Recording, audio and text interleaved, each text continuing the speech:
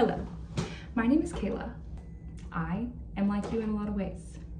4 years ago, I was exactly where you are, and I had just completed my undergrad degree, dedicating my days in music education to learn not only my instrument better, euphonium, but also how to be a music teacher, and that involves a lot. And so it's a really weird realization when you get to the classroom and you feel like, how did all this get left out? How am I walking into this new world and I don't feel prepared in the ways that I feel like I should? After teaching 4 years in Dayton Public, kindergarten to 6th grade, I realized that that's not quite it, because to prepare for the classroom outside of the classroom is to dream the perfect situation. You have the zeal right now, you have the motivation, you have the excitement for what is to come. And when you get into the classroom and see the reality, you see the gaps that you need to fill, and that can cause fear to come in. So I want to make this video to not give you answers. No one has the answer for your teaching situation. No one has the answer for how you become an effective teacher, but you can do things like contemplating and reflecting on different areas that affect your teaching to become an effective teacher.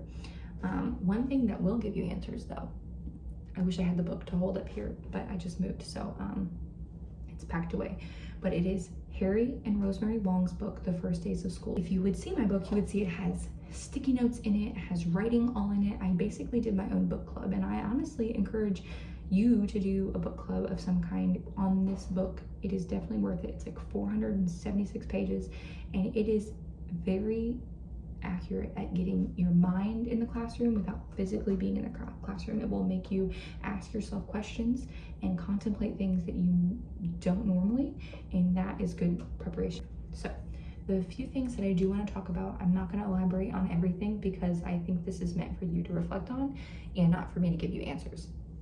The first thing is your mindset. And for urban music education, as I'm completing my master's here, we read this book for white folks who teach in the hood, and the rest of y'all too. And Christopher Emdin, the author, talks about his experience.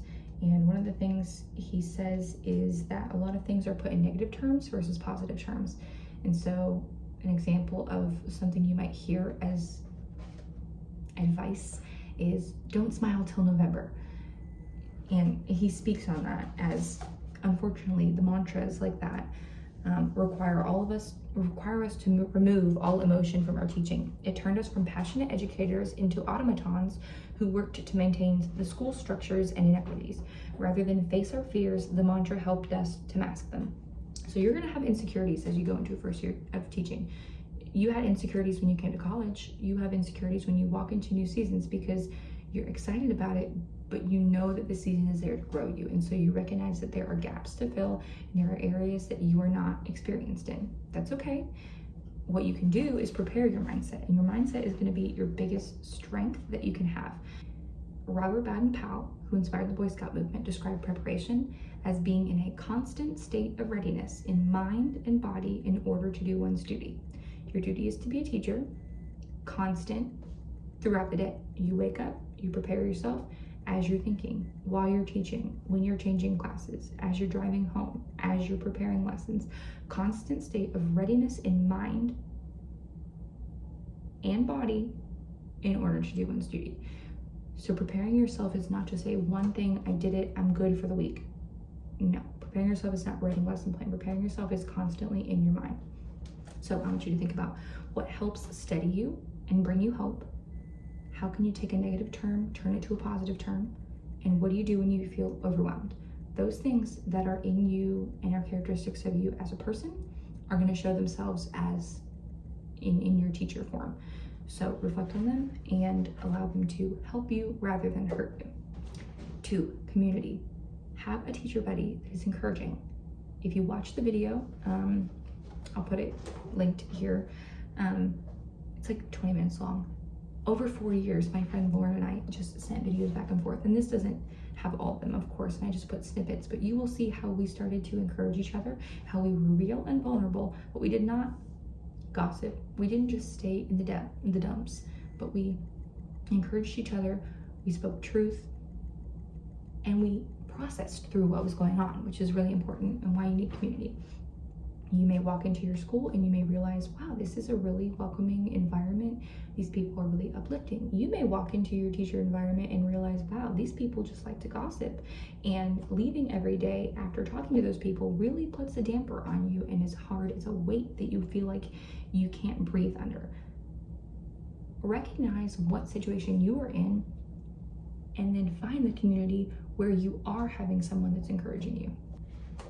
The third thing, everything other than teaching music, and that may be a downer, but Emden in his book and just in his reality pedagogy method, he talks about 5 C's and just words that start with C. The last C is content, meaning that all the other things that affect what you're doing in your classroom and the content you're teaching are important too. You can't still teach that content if everything else is not in control. And so I also want to teach. I know you want to teach, but you have to be aware of the things that affect your teaching, and you have to also be in control of those. Sorry, I'm just reflecting on all of the lessons to classroom management-wise that I have learned in the past 4 years, and you're going to learn them too. You're going to feel imposter syndrome. You're going to be frustrated. You're going to be confused. That's okay. So are other people. So talk to them. Our experience is important. A few things I'll say quickly. Routines. Be consistent. If they're not following the rules, go back and do it. As a first-year teacher, they're going to test you. As a second-year teacher, they're going to test you. Having them after 10 years, I'm sure, they're going to test me.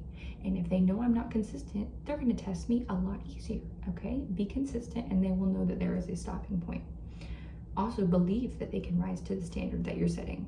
Are you just frustrated that they're not meeting the standard? Or are you telling them and showing them that the potential, if they do reach the standard, is so high, so far beyond what they even believe that they can achieve? A good phrase. What did I ask you to do? Because if you're telling them over and over and over, guess what? They're not listening. It's not clocking to them.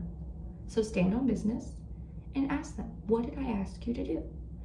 And that's going to demand from them not only a verbal reaction of what you actually said, but also an action for them to change their behavior. And while you are preparing your lessons, make sure that you prepare for flexibility so that you can still have control of content if things go off. So you allow for student input without things being so rigid. And lastly, the kids need you. This is not coming from the position of a savior complex. You are not saving the children. You do have a possibility and a potential to impact their lives greatly and to impact the trajectory of their lives. That's obviously what we're going to get to in the long reference of the 4 stages of teaching, impact being the last one. But what I am saying is they don't need you faking it. They need you as a confident teacher who is a leader. And you will see many styles of teaching and many ways of being a leader in front of the class. Google does not have the solution. You cannot put into ChatGPT how to be the best teacher. The internet doesn't know you. You know yourself. You know your students. If you feel like you don't, reflect on what areas you need to learn more, seek to know more, and be intentional with those ways. And that means a lot to students. We learn and are encouraged from other people's experience. So let your experience encourage someone else, even while you're in the middle of the trenches that you feel. You've already come a far way. You're about to go on another journey, and it's exciting. Good luck.